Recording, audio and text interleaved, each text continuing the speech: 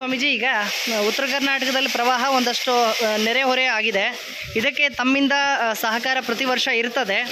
ಆ ಭಾಗದ ಜನ ನೀವು ಬರ್ತೀರಾ ಅಂತ ತುದಿಗಾಲಲ್ಲಿ ಎಕ್ಸ್ಪೆಕ್ಟ್ ಮಾಡ್ತಾ ಇರ್ತಾರೆ. ಅವರಿಗೆಲ್ಲ ಏನು ಹೇಳ್ತೀರಾ? ಮತ್ತು ಇವತ್ತಿನ ಸೇವಾ ಕಾರ್ಯ ಏನು? ನೋಡಿ, ನಾನು ಅಲ್ಲಿಗೆ ಹೋಗ್ಬೇಕಂತ ಪ್ಲ್ಯಾನ್ ಮಾಡಿರಲಿಲ್ಲ. ಆದರೆ ಅಲ್ಲಿಂದ ಒಂದೇ ಸಮಯ ಮೆಸೇಜ್ಗಳು, ಫೋನ್ಗಳು ಮತ್ತು ಮನುಷ್ಯರು ಬರೋಕ್ಕೆ ಶುರು ಮಾಡಿದ್ರು. ನಮ್ಮನ್ನು ಮರ್ತ್ಬಿಟ್ರ ಅಂತ. ಸೊ ಭೀಮಾ ನದಿ ದಡ ಮತ್ತು ಯಾದಗಿರಿ, ಗುಲ್ಬರ್ಗ, ಶಹಾಪುರ ಅಲ್ಲಿಂದೆಲ್ಲ ಜನ ಬಂದು ಸ್ವಾಮೀಜಿ ಅಂತ ಹೇಳ್ತಾರೆ. ನಾನು ಹೇಳಿದೆ, ನಾವು ಪೇಪರಲ್ಲಿ ನೋಡ್ತೀವಿ ಸರ್ಕಾರ ಅಷ್ಟು ಕೋಟಿ ಬಿಡುಗಡೆ ಮಾಡಿದೆ ಅಂತ. ಸ್ವಾಮೀಜಿ ಅದು ಯಾವುದೂ ನಮ್ಗೆ ಗೊತ್ತಿಲ್ಲ, ನಮ್ಮ ಸ್ವಾಮೀಜಿ ಬರಬೇಕು ನಮಗೆ ಅಂತ ಬಂತು. ಕೊನೆಗೆ ನಾನು ಪ್ಲ್ಯಾನ್ ಮಾಡಿಲ್ಲದಿದ್ರೂ ಅವರ ಒಂದು ಪ್ರೀತಿ, ವಿಶ್ವಾಸ ಮತ್ತು ಈ ಸಮಯದಲ್ಲಿ ಅವರು ಸಹಾಯ ಮಾಡಿದರೆ ಏನಂತ ಕಳೆದ 35 ವರ್ಷ ಮಾಡ್ಕೊಂಡ್ಬಂದಿದ್ದೀನಿ. ಯಾಕೆ ಅಂತ ಅವ್ರು ಬೇಜಾರು ಮಾಡಿಸೋದು. ಈ ವರ್ಷ ಏನೂ ಇಲ್ಲ ಅಂತ ಸುಮ್ಮನೆ ಇದ್ದೆ, ಶುರು ಮಾಡಿದ್ದೀವಿ.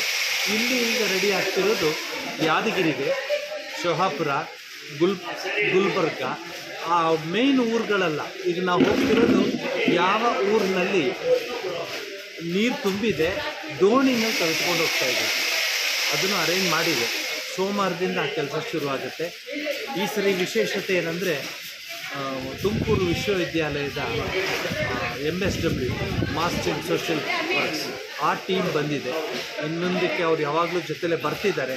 ಕಳೆದ ತಮಿಳುನಾಡು ಮತ್ತು ಕೇರಳ ಆದಾಗಲೂ ಬಂದಿದ್ದರು. ಈಗ ಅಫಿಷಿಯಲ್ಲಾಗಿ ನಾವು ನಿಮ್ಮ ಜೊತೆ ಇರ್ತೀವಿ ಅಂತ ಬಂದಿದ್ದಾರೆ. ಮತ್ತು ನಮ್ಮ ರಾಮಕೃಷ್ಣ ಸೇವಾಶ್ರಮ ಪಾವಗಡದ ಡಿವೋಟೀಸ್ ಒಂದು 50 ಜನ ಇರ್ತಾರೆ. ಮತ್ತು ಎಲ್ಲ ಹಿತೈಷಿಗಳು, ವಾಲಂಟಿಯರ್ಸ್ಗಳು ಎಲ್ಲ ಮಾಡ್ಕೊಂಡು ಹೋಗ್ತಾಯಿದ್ದೀವಿ. ಈಗ ಮೊದಲನೇ ಹಂತಕ್ಕೆ ಸುಮಾರು 2,000 ಜನಗಳಿಗೆ ಸಹಾಯ ಆಗೋದು ಮಾಡ್ತೀವಿ. ಪ್ರತಿಯೊಂದು ಮನೆಗೂ ಸುಮಾರು 2,500 3,000 ರೂಪಾಯಿ ಅಷ್ಟು ಸಾಮಾನು ಕೊಡ್ತೀವಿ. ದೇವರ ಇಚ್ಛೆ. ಇದಕ್ಕೆ ಯಥಾ ಪ್ರಕಾರ ಇನ್ಫೋಸಿಸ್ ಫೌಂಡೇಶನ್ ನಮಗೆ ಸಹಕಾರ ಮಾಡ್ತಿದೆ.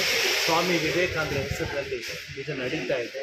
ಜಪಾನಂದ ಸ್ವಾಮೀಜಿಯವರು ಎಲ್ಲಿ ಏನು ತೊಂದರೆ ಆದರೂ ಹೋಗ್ತಾರೆ ಅನ್ನೋ ಮಾತು ಬಂದುಬಿಟ್ಟಿದೆ.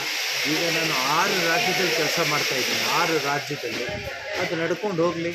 ಜನಗಳ ವಿಶ್ವಾಸ, ಪಾವಗಡ ಜನತೆಯ ಪ್ರೀತಿ ಮತ್ತು ಅಧಿಕಾರಿ ವರ್ಗದವರ ಪ್ರೀತಿಯಿಂದ ನಡ್ಕೊಂಡು ಹೋಗ್ತಾಯಿದೆ. ಮತ್ತು ಮಾಧ್ಯಮದವರು ವಿಶೇಷವಾಗಿ ನಾನು ಧನ್ಯವಾದ ಹೇಳ್ತೇನೆ. ನಮಸ್ಕಾರ.